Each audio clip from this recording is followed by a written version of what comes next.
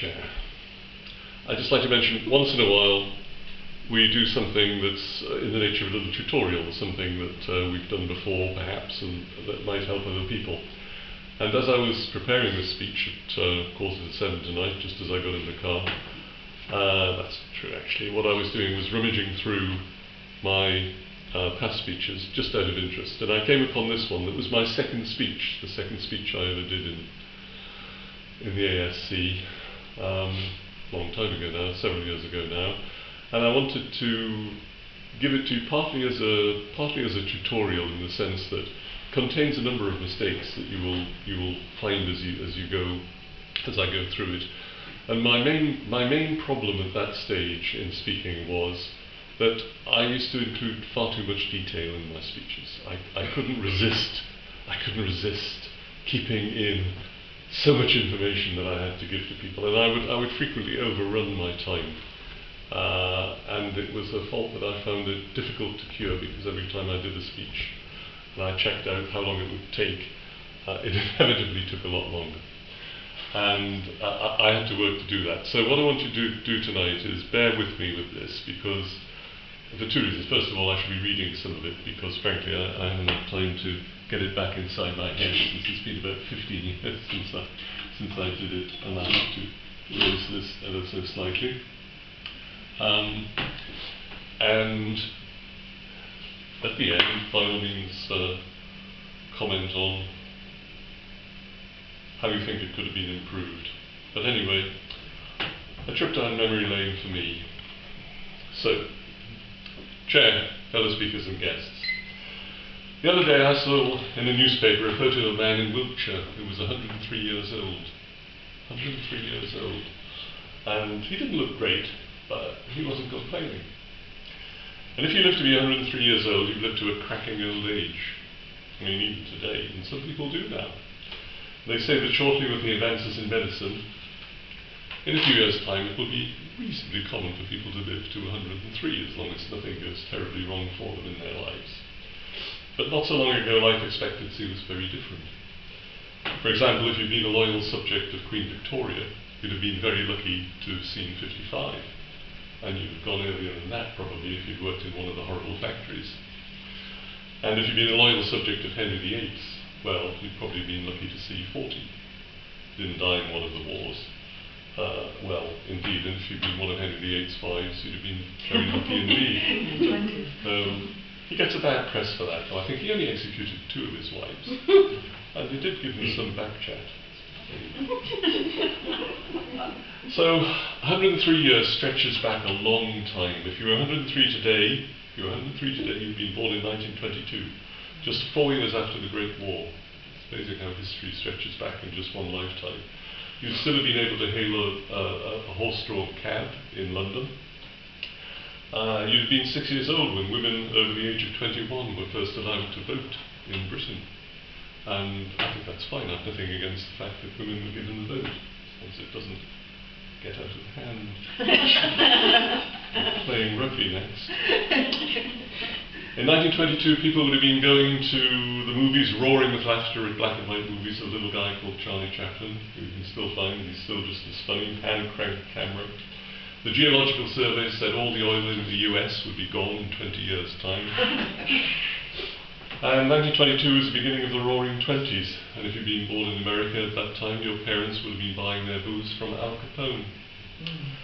Flavoured chewing gum would soon be in the mouth of every young adult, or adolescent in the nation, in the USA, and shortly afterwards on the pavements in every town in the nation.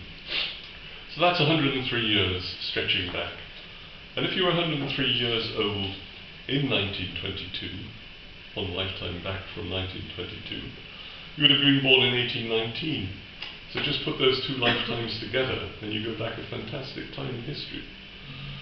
In 1819, in America, the treadle sewing machine was created. I remember that fine. Playing on my grandmother's treadle sewing machine was terrific. And in the old world, Napoleon Bonaparte had only been dead for 3 years. An unknown writer called Charles Dickens would have been sitting up in an attic, scribbling away, wondering if one day his dark tales about how the common people were oppressed and struggled to make ends meet in these hard economic times got by. And when the government sets the next budget here in November, he may become popular again. So if you'd been born in 1819 in America, you'd have been an incredible 62 years old when Wyatt Earp shot it out with the Clantons in the OK Corral. Just a little thought of history. It's a long time ago, but in terms of lifetime, it's quite close. If you want to think about lifetime in another way, just try it in months. Just multiply 103 by 12, and you realise that 103 years is just 1,236 months, which somehow doesn't seem so long. Or try it in weeks. 103 years is 4,944 weeks. Do we take a notice of how a week passes? I mean, where do the weeks go? You get up on Monday morning, you turn around twice, it's Saturday, the week's gone. And if you want to get really scary, you can multiply that by 7. 103 years is 34,608 days. So every day has to count, doesn't it? 34,608 days. You live to be 103. That doesn't seem so long at all, does it? Where does day go? Where did today go? Here we are. What time is it? Just think about how big those numbers are, and how small numbers mean when you come to measure how you spend your time. Think of it another way, that 1 million seconds is about 12 days of your life. 1 billion seconds is 32 years of your life. So when they talk about billions of this and that, just remember that it stretches a long time in a lifetime. But there it is, the scientists have discovered that time can be stretched. I mean, you all know the story of Albert Einstein, that things can go faster than the speed of light, and light depends on gravity, and gravity can slow down time. Well, they say that if you get on a jet aeroplane and travel around the world at supersonic speed for 3 days in the opposite direction to the rotation of the Earth, then you would come back a whole 2 seconds younger than if you just stayed on Earth. Now, if you want to get on Ryanair and spend 3 days eating plastic sandwiches and sitting on a brick hard seat just to end up 2 seconds younger, well, I'll leave it to you. Maybe it's worth it, maybe it's not. So if you're young, and some of you are exceedingly young, not all of you. If you are exceedingly young and going to live to 103, you can relax and be sure that it is a very long time. In fact, you can have the time of your life, just think of it. Except, of course, the way that things are going, you just might have to work until you're about 75. Possibly even 80, the way things are going. Which just puts a little more pressure on what you do with your time and how you find your priorities.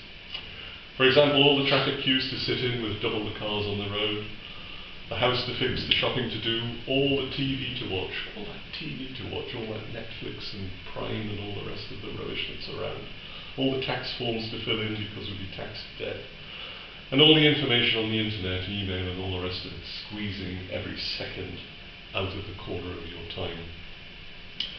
So, at the end of this speech, I'm crushingly aware that if I was to finish on time at 8 minutes, and just for once I'd beaten the clock, I've caused you to use up 420 of your precious seconds. So the thought I want to leave with you is this, that life is long, but time is short. And using time effectively, for all of us, is what it's all about. And every second counts.